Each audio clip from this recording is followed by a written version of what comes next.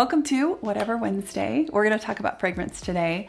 We are going to talk about some hits and misses over the last couple of months in samples. So I am really into buying fragrance samples these days. It is something that is just really fun because it doesn't cost a lot of money. You get to smell all of the goodness because it seems like every other day, just like skincare, there are new fragrances coming out and they all sound amazing, but we know we can't buy all of the full bottles. I don't even have the room to buy all of the full bottles. So I buy a lot of samples and I thought I would share with you the ones that really rose to the top. A few of them I actually bought a full bottle, and then I thought I would share with you some of them that kind of were disappointing to me and really missed the mark when I thought they were going to be huge hits. So let's start out with a winner. This is one of the hits. This is Il Colore Del Vento and it's by Nobile 1942. Now this one actually started out as not one but two decants. So I ordered a 5 ml decant. That's what they look like when you get them from Scent Split, and they do have a sprayer on them, which I absolutely love because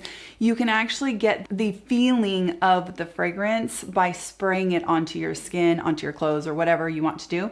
I ended up purchasing a second decant, a second 5 ml, because I really wanted to be sure. I'm really in my era of try before you buy with fragrance so that I can curate the collection that I really want. So I bought a second 5 ml and I got maybe 1 day of wear out of this one before I was like, who am I kidding? I know that I want a full bottle. So I went ahead and picked up the full bottle. And I gotta tell you, this bottle is so beautiful. And I know it's about the juice that's inside, but this bottle is just gorgeous. This cap, it's like a work of art all in its own. And it's just so beautiful. If you like fruity gourmands or citrus gourmands, if you like Lyra, if you like Empire Victor, the one that I just shared a couple Wednesdays ago that's really affordable, if you like that one, if you like Acro Bake, if you like Exidolo, Love and Crime, those are all that same kind of genre that is the citrus and caramel and vanilla. Now to me, this one has quite a bit more complexity. So it dries down, and in there somewhere, there is also a coffee note. I cannot pick out the coffee, like I don't actually smell coffee, but it lends this coffee vibe that is along with the caramel. I don't know, it just rounds out this fragrance. So it's different than any of the other kind of citrus gourmand fragrances that I have. This is one of them that you can easily wear in the summertime. I'm rocking it all summer long, but no doubt I'll be able to wear it in the winter because the dry down, even though I still get some of that citrus all the way for a long time, I feel like it dries down into this really creamy, warm, comforting fragrance that sits kind of close to your skin after probably about 5 hours. This one reminds me if you were to go to the state fair like on a Friday night and it's like 8 p.m. and you're in the fair and you smell the caramel cones and the caramel popcorn and that kind of stuff, and the air is kind of warm, but it's light because the sun is going down, so you don't need to have on a sweatshirt yet or anything like that. It has that kind of a lightness to it. So it's definitely light enough to be wearing during the summer, but it's got this cozy nature of that caramel popcorn kind of thing along with those citruses, and it's just beautiful. Not heavy in any way. There is one in here that we're going to talk about that sounds so much like that, but is so dense and heavy that it's almost claustrophobic. Not this one. So good. So I highly recommend, if you are somebody who likes that scent profile, that you consider getting a sample of Il Colore Del Vento. Boy, that pronunciation was butchered. And try it out because it is truly one of the most beautiful citrus gourmands that I have smelled. I picked up another sample from Scent Split of a Mind Games perfume, and I was really interested in this because it's relatively new to the collection of Mind Games. It's called Counterplay, and I got the 9 ml because I really wanted to give this a good go. I had smelled this at like Bloomingdale's when I was in Southern California, and I really liked it, but the day that I smelled it, I had been smelling 8 million perfumes, and so I wasn't really sure if my nose really was a little mixed up while I was at Bloomingdale's, but I knew that I liked it at Bloomingdale's. I definitely thought I liked it. They are very expensive, the Mind Games fragrances. And by the way, Nordstrom now carries Mind Games, and that has me so excited. If you live in the Portland area, Washington Square has Mind Games, and that's super duper exciting. They are expensive, so they're definitely worth sampling before you buy a bottle. Anyway, I ordered Counterplay, and here's the deal with this one. This is the most unique scent that I own, at least in the summertime genre. This one is cantaloupe. It has cantaloupe in here. It has champagne in here. It has some white florals, and it has this real complexity to it. It is very fizzy, but also creamy cantaloupe. Like, we're talking the kind of ripe cantaloupe that your spoon just cuts through it like butter. Mind Game says that the dry down has patchouli and sandalwood, and honestly, I get a tiny bit of patchouli, but I don't get the kind of patchouli that is like too dirty smelling. Like, I don't always like patchouli. I don't know, patchouli is not my favorite note. But in this, it actually lends this really beautiful base to that melon. And somehow those two together create this kind of like fizzy but creamy cantaloupe. Now, the reason why I'm really excited that I got this and why this is a hit is that this will not be a full bottle for me. It's too specific. It is so situational. It is something that I think I would want to wear a few times in the summer and just grab for it when I'm just totally in the mood for a ripe cantaloupe, champagne-y, bright, sparkly, but creamy fragrance. Like, you gotta want to smell like cantaloupe. But once it's on your skin and it dries down just a little bit, it's definitely sophisticated. Like, you're not gonna smell like a walking melon, but it's there. And I have never smelled any other fragrances that I can think of that have cantaloupe. Let me know if you know of any other, what's your favorite melon fragrances? And do you have any that are actually cantaloupe? I would love to know, because I actually have never had a fragrance in my collection that is cantaloupe. But I decided that this 9 ml little decant, this is gonna last me a few years, because I'll probably wear it a few more times this summer, maybe 2 or 3 more times. I'll probably pull it out next summer and wear it a few times, and then again the summer after that. Like, this is gonna last me forever. So I'm really glad that I bought the decant, because now I get to have it in my collection.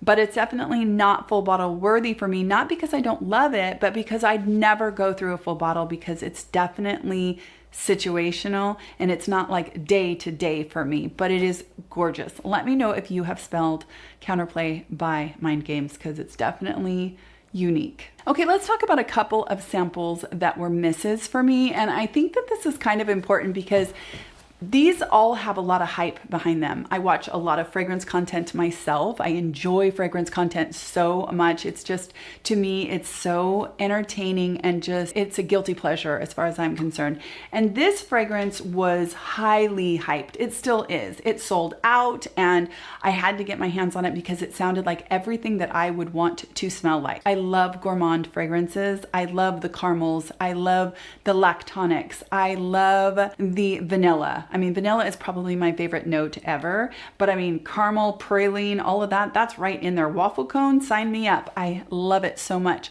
So this is Gateau all'ananas, and it's by Tomovici, or Tomovici, I think I'm saying that right. This sounded like a dream to me when it was described. Now, I love Bianco Latte. I love the knockoffs of Bianco Latte. Interestingly, I have a few different dupes of Bianco Latte that I actually like a little bit better than Bianco Latte, but that's one of those caramel, vanilla, just sweet, gourmand, yummy, you're gonna smell like a snack kind of fragrances. I love those. I love them. And this one sounded right up my alley. Sweet, vanilla, rum, warm, spicy, fruity, nutty, tropical, cinnamon, coconut. It is like if you were making a pineapple upside down cake. You took it out of the oven and you let it cool for a little while so that scent is in your house from baking it. You flip it over and it still has just a tiny bit of heat coming off of it. A little bit of that scent of that cake is coming off of it because you flipped it just a moment too soon, but it didn't break. Then you mix up this rum and caramel concoction that you're gonna drizzle over and kind of drench and saturate the cake so that it is just doused in that boozy, caramely, just deliciousness in that cakey vanilla, right? Okay, so that sounds absolutely amazing. Now imagine how heavy a piece of that cake would be. I mean, it wouldn't be like light and spongy cake, right? It would be super duper heavy. That is what this is. It is so heavy that when I put it on, I actually felt a little claustrophobic. I felt like it's too dense, and I can't even believe that because I love the beast mode gourmand. I absolutely love that. And this one to me was just, it smacked me in the face so hard that I had to wash it off. Now you might wonder, what the heck are you going to do with the samples? Because I have tons of samples. Well, I have an Instagram that is dedicated to fragrance and fashion and lifestyle and all that stuff. And I have just given away samples over there. That's my plan, is to just periodically offer up the samples that I have, first come, first serve, and I will give them away so that other people can enjoy them. And then if they don't like them, they can give them away. And so at some point, these little samples will find someone who loves them enough to either use them up or to buy a full bottle, and that will be perfect. So Gateau a la Nanas was a big disappointment because it just was too much. It was too heavy and too claustrophobic. Okay, let's talk about another one that I don't know that it was disappointing, but it was definitely not what I expected. And so it's just interesting, and that is Lac.ton.ic. Now, for me, when I think of Lac.ton.ic, I think of milk, I think of heavy cream, I think of rich and smooth and creamy for sure. And so I bought this as a sample and did not do my due diligence. I went and looked at like Fragrantica and reviews and stuff like that after I already ordered the sample, which is fine. And when I look at Fragrantica, the main accords are woody and Lac.ton.ic, sweet, vanilla, nutty, almond, powdery, citrus, caramel, and coconut. And I gotta tell you guys, I get so much wood in this that it's very masculine. Now, the opening, I definitely get in the opening a little bit of almond, and I get a little bit of coconut. I for sure get that. And it takes a minute before I get to the sandalwood. But what I don't get any milk. And let's look at the notes. So the top notes are supposed to be milk and almond and coconut, mandarin and bergamot. Middle notes are lily of the valley, pistachio, and ylang ylang. I get that pistachio in there. I do get the pistachio. Maybe that's where people are getting creamy. I don't know. Or ylang ylang. They could be getting creamy from that. I'm just not getting a milk creamy note is what I'm not getting. And I guess that's what I think of when I think of Lac.ton.ic. And then the base is sandalwood, vanilla, caramel, and ambrose star. I don't get caramel either. I don't know. It just was kind of a letdown because I let the name kind of dictate what I thought it was going to smell like. And this is the prime example of, oh my gosh, if I had bought an entire bottle of this, I'd be so mad at myself for thinking the word Lac.ton.ic described the scent that I think it's going to be in my head, because that's ridiculous. We don't know until we smell the fragrances. So that was a letdown. So another one that I have sampled in the last few months that I went through a full decant and decided to pick up a bottle is called Pacific Park. It is by Simone Andreoli. I think I pronounced that right, Andreoli.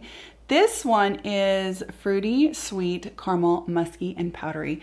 And the reason why I picked this one up is it was summertime in a bottle to me. It is really fruity, but the fruit that's in here, it's not your regular old fruits. It's pear. And the pear is very sparkly, and then it's also red fruit. So you get some raspberry, you get some strawberry, and you get some pear in there. Now, I do think that you could compare it to like a Juicy Couture. I do see how that could be a comparison, but to my nose, it is far more sophisticated and just better blended than that. Like, I can even tell with my novice nose that Juicy Couture can smell great. Lots of people can love that, but it's very almost juvenile. And this one to me is not juvenile. This one is all of that, but somehow a little bit elevated and somehow a little bit more mature, if you will, in a fruity profile. And that pear along with the red fruits is literally juicy. It's like mouth-wateringly juicy. Now it has in there the caramel, and I don't get the caramel like as an actual caramel note, but I can tell that it's there like if you dipped an apple in caramel, so you have a little tiny bit of a drizzle of caramel on an apple, or if you drizzled a little tiny bit of caramel onto a pear. That is how this smells to me. But the caramel is definitely like in the back seat. It is the pear and it is the red fruits, and it's totally summertime in a bottle. I mean, it really does smell like that fruity, fresh, sparkly pear scent. This smells so happy to me in a bottle. I also think you can overspray with this one just a tiny bit and it's not cloying, which like the Juicy Couture's and stuff like that, to me, you overspray that and it is like a bomb and it's just too heavy. This doesn't feel like that to me. I've sprayed several sprays and I feel like it just smells good. It doesn't smell like synthetic to me. So according to Fragrantica, the top notes are pear, blackcurrant, and mandarin orange. And then the middle notes are fruity notes, cotton candy, and lily of the valley. And then the base is caramel, white musk, and vanilla.